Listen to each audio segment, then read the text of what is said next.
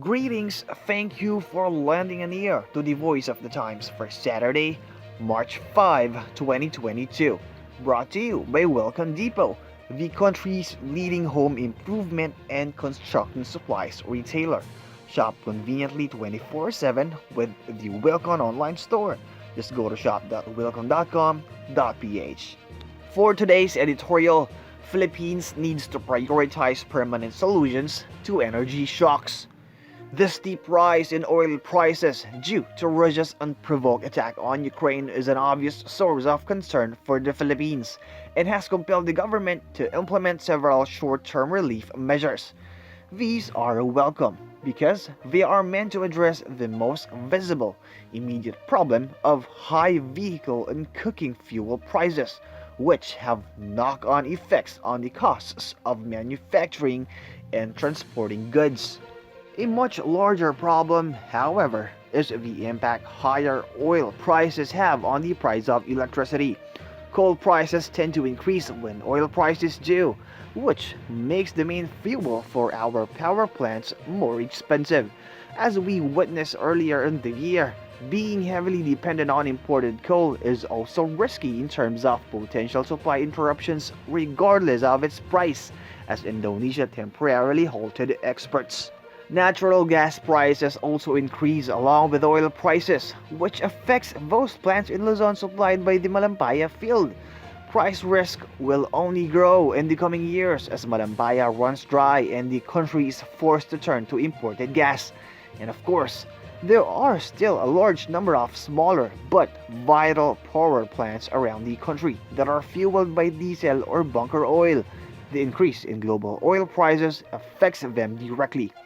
Higher prices for power plant fuel, coal, gas, diesel, or oil mean higher prices for electricity, which in turn result in higher costs for just about everything. Unfortunately, because the Philippines is a net energy importer, and by a wide margin, it will continue to be vulnerable to global shocks. Thus, along with finding sensible ways to address the immediate pain of high pump prices, the government must prioritize and accelerate the development of secure and sustainable energy.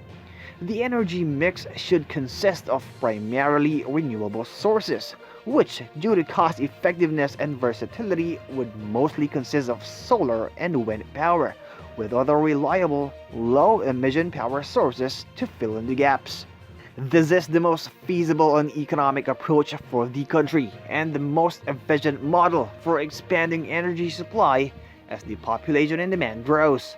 The biggest criticisms of solar and wind power, that they are only intermittent sources of energy, is no longer a valid argument for not making solar and wind primary sources, as continuing developments in energy storage systems as well as innovations such as distributed power and microgrid systems greatly increase their reliability.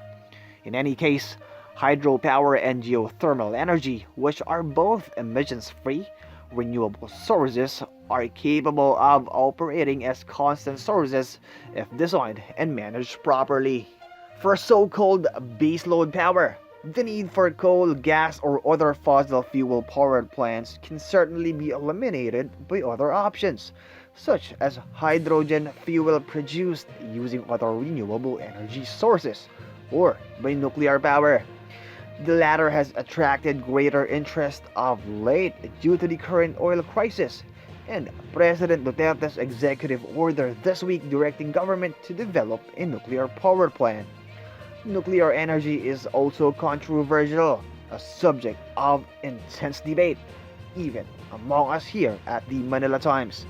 However, our differing perspectives on nuclear energy are not enough to keep us from forming a sensible consensus, which we believe would also be a sensible approach for applying nuclear power to the country's energy needs.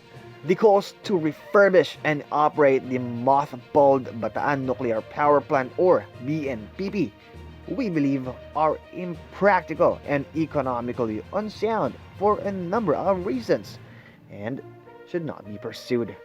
The Philippines must start with developing a regulatory and knowledge framework to be able to operate nuclear power safely and efficiently.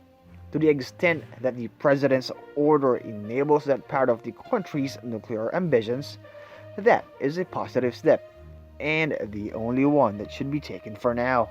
Doing that will give the country the option to build and confidently operate a newer, better performing, and safer nuclear system if it so chooses.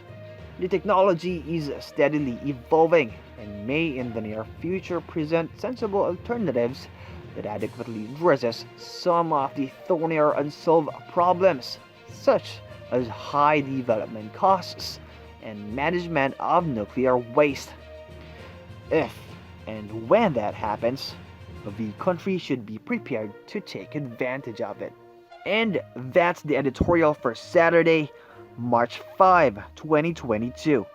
For more news and information, get a copy of the Manila Times on print, subscribe to its digital edition, or log on to www.manilatimes.net.